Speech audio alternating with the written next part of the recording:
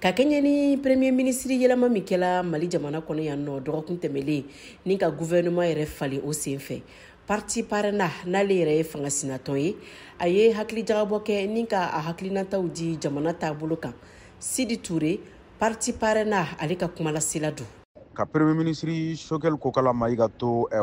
premier ministre yala ama baara foyi kɛ mun bɛ se ka kɛ sababu ye ka jamanadenw kala ka Mali ni jamana wɛrɛw cɛla dilan. An ka jateminɛ na mun yira k'a fɔ ko a ye nin san damani mun kɛ premier ministre yala a nana ni farafarali ani furuku k'o don jamanadenw ni ɲɔgɔn cɛ k'o don Mali a n'a sigiɲɔgɔn caman ni ɲɔgɔn cɛ. O de y'a kɛ parena ye ni memorandum in bɔ k'a ɲini gouvernement kura fɛ premier ministre kura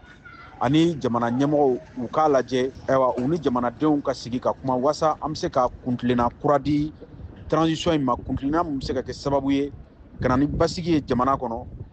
maa o maa n'a y'a sɔrɔ ni e de minɛna Mali kɔnɔ ka da i hakilina kan an ka fɛɛrɛ kɛ kanabila bɛ se ka d'u ma cogo min an ka fɛɛrɛw ni dabaliw latigɛ wasa retour à l'ordre constitutionnel o bɛ se ka kɛ sababu ye cogo min. Hakili jagabɔ min kɛla parti parena fɛ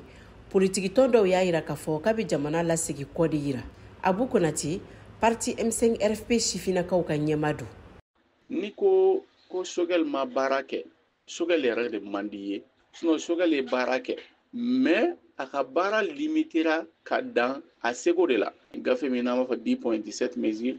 ni o taara ka kɛ Choguel ka plan d'action gouvernemental ye walasa a bɛ se ka baara kɛ o kan. Choguel ye caman kɛ a la an t'a fɔ a bɛɛ ɲɛna min ye parena ka hakilina wɛrɛw ye tuguni ko ka segin ka discuter ni CEDEAO ye Union africaine ani communauté internationale. Ne ko n t'a dɔn mɔgɔ bɛ se k'i to i yɛrɛ ma cogo min ko an ka segin an ka kuma ni CEDEAO ye tandis que ben kɛra an ka jamanaw kan wagati min politiki mɔgɔ si ma wuli k'a fɔ k'i bɛ jamana in défense ta. Jamana bɛ k'a défend a yɛrɛ wagati min an bɔra CEDEAO la o hakilinaw tɛ yen tuguni an ka kan ka baara wɛrɛw de kɛ walasa ka taa ɲɛma n'olu tilala k'a fɔ an ka segin ka kuma ni CEDEAO ye. An ni Union africaine tɛ ɲɔgɔn na an ni communauté internationale tɛ ɲɔgɔn na an ko an ka partenariat ye an y'a diversifier k'a kɛ partenariat gagnant-gagnant de ni mɔgɔ min sɔnna an ka hakilinata ma an ka jamana ka intérêt bɛ min na pourquoi pas an ni i tɛ baara kɛ. An k'a dɔn k'a fɔ parti parena ka ni hakili jagabɔ sɛbɛn min carilen don bɔlɔlɔsiraw fɛ n'a kɔnɔ kuma kɛla parti politiki maa dɔw fɛla ye dɔw y'a yira k'a fɔ ko hakili jagabɔ min don k'a tɛ ɲɛtaga fosi lase jamana ma. Mariam Kuyate ka laselikan don ka bɔ Bamako,